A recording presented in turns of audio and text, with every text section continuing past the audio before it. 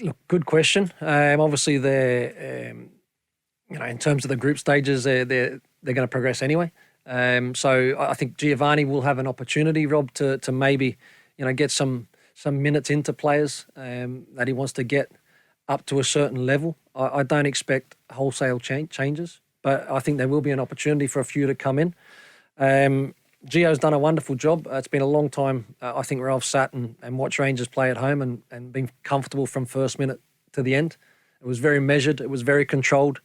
A lot different in terms of the way Giovanni's looking to play with the same formation, but different changes to that formation in terms of the way he wants to go about things from Steven Gerrard's time. And it's shades of Dick Advocat. Very much so. 5 players to protect, construct, build, and 5 players to go and express themselves, create goals, score goals. It just, for me, offers a lot more balance. Defenders now are first and foremost, Rob, defenders. So you're looking at, I'm not saying that Tavernier or Barisic can't get forward. It's when they arrive, it's the timing, it's picking the moment, but they're both not arriving at the same time. So there's that balance. Mm-hmm. And now in terms of the further forward players in the wider areas, which was previously the fullbacks, it's Kent, it's Hadji. It's actually attacking players in those positions. And the 2 10s have been replaced by 2 of the midfielders, because the 3 in the midfield has been 1 solo 6 and the 2 midfielders playing higher up, which is basically what the attacking players for Rangers were playing. So I look at Rangers and I think they've got more options and are more attacking at this moment in time. Most importantly, I think there's a better structure and defensively they're better organised. But also I think players like change. Yeah. Players like things freshened up. Mm-hmm. That's why when you come back for pre-season, you speak to experienced managers, they always try and change something. Even if it's in around the dressing room, whether it's a different tactic or a different message the player gets. Maybe last year as a fullback you were allowed to overlap. This year you're going to, just something where players think, this is different, it's fresh. And Rangers haven't had that for 3.5 years. They've had the same system and the same message, which has been fine. It won them 1 league. It won them 1 title out of 9. And some people say the first 3 probably a little bit unjust because Brendan Rodgers' side was so strong. I get that. But they could and should have won more trophies. They were a bit one-dimensional at times, you would think. Mm-hmm. Very predictable as in how they were going to play. Yep. Win, lose or draw, they'd have changed the sub. Sub for sub, play the exact same role, exact same position. So what you've noticed in Giovanni van Bronckhorst's first 4 games is players playing different roles, different systems. It's not a different system though, Craig. It's not a different, because it's still a 4-3-3. Yeah. It's just players have got different roles within that formation.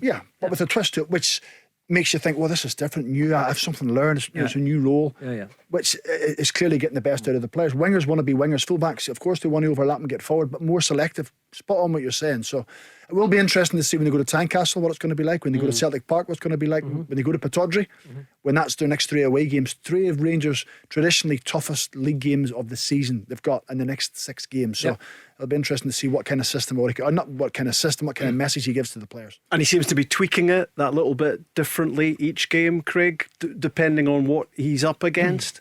Yeah, well, again, he manages a game. So for example, if they're comfortable in a game, then you'll see a lot of the substitutions will be attacking minded.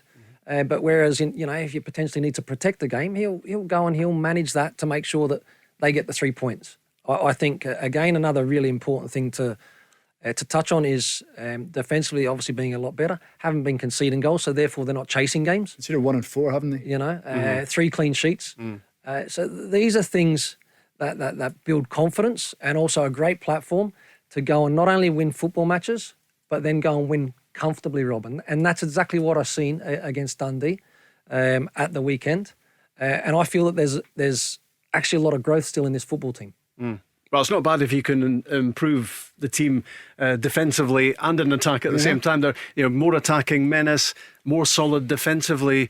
Everyone would want that. But it's sometimes difficult to achieve both at the same time, isn't it?